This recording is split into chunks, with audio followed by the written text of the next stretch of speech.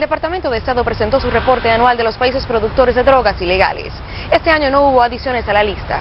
Entre los países del sur fueron designados Bolivia y Venezuela, en especial estos últimos, por haber fracasado en su compromiso a la erradicación del narcotráfico, según la certificación unilateral que hace este gobierno de los países en materia de drogas.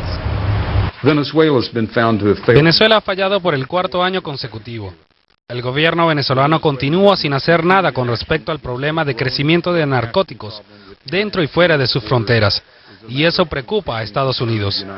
A pesar de la seguridad en Venezuela, esos problemas han seguido creciendo y la cantidad de drogas que va hacia los Estados Unidos y Europa sigue aumentando.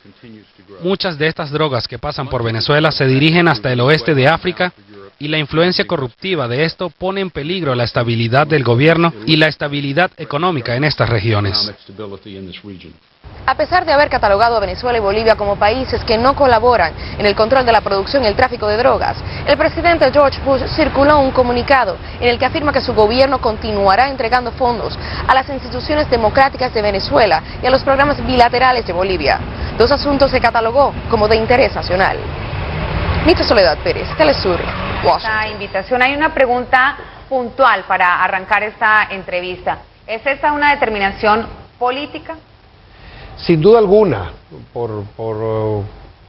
dicen ellos, cuarto año consecutivo, pero ahora yo creo que es más obvio, más evidente, casi,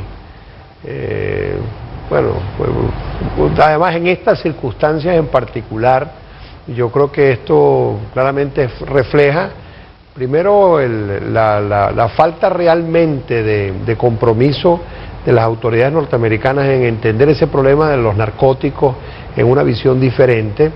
En segundo lugar, la utilización política con aquellos gobiernos que por una u otra razón no están ellos de acuerdo, tratando de desacreditar, de legitimar a esos gobiernos. Y bueno, yo creo que refleja una vez más una política absurda, equivocada, y que en lugar de resolver el problema de los narcóticos lo que ha hecho es incrementarlo.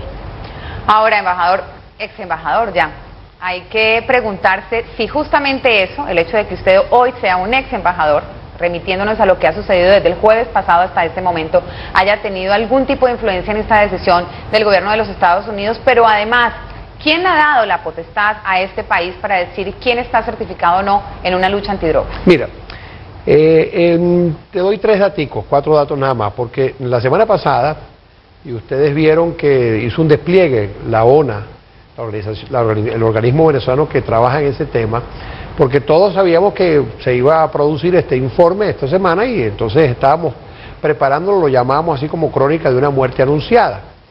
Y se dieron una cantidad de informaciones, es el mundo al revés.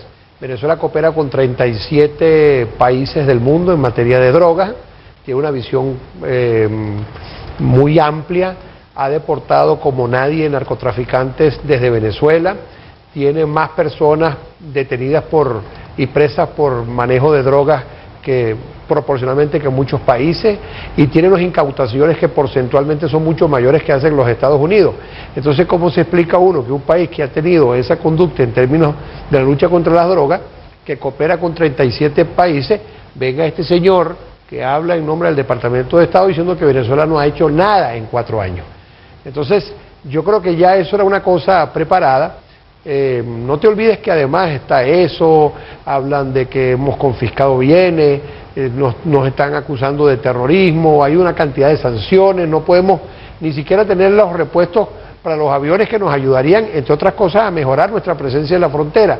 Entonces, es realmente el mundo al revés, es la doble moral, y yo creo que lo bueno en esta oportunidad es que se combina con toda esta situación de intervencionismo y de injerencia en Venezuela y en Bolivia, y se ve más obvio que nunca que esto es una determinación puramente política, y bueno, que además, por lo menos Venezuela y otros países se dan cuenta de que el camino para combatir las drogas es precisamente alejarse de esos procesos de cooperación o de injerencia de los Estados Unidos y de la DEA en esos países. Desde 1986 el gobierno de Estados Unidos publica anualmente este informe del cual le preguntaba, señor ex embajador, sobre la Estrategia Internacional de Control de Narcóticos, un documento que establece cuáles países, según Washington, contribuyen en la lucha contra el narcotráfico y cuáles no. Vamos a presentarles un material que hemos preparado sobre este tema y volvemos con el análisis.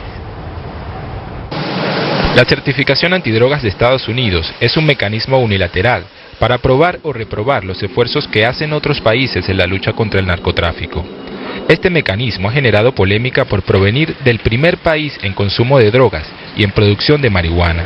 Además, el artículo 32 de la Carta de Deberes y Derechos Económicos de los Estados, aprobada por la ONU, establece que ningún Estado podrá emplear medidas económicas, políticas o de ninguna otra índole, ni fomentar el empleo de tales medidas con objeto de coaccionar a otro Estado para obtener de él la subordinación del ejercicio de sus derechos soberanos.